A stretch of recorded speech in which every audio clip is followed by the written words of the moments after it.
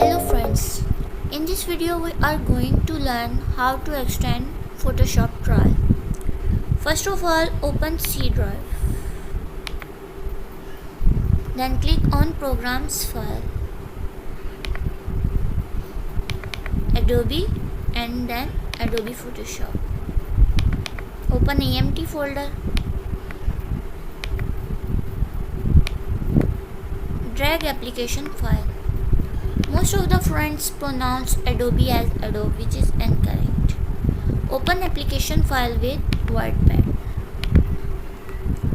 Here we just have to change install date from 30 to 31. It may vary.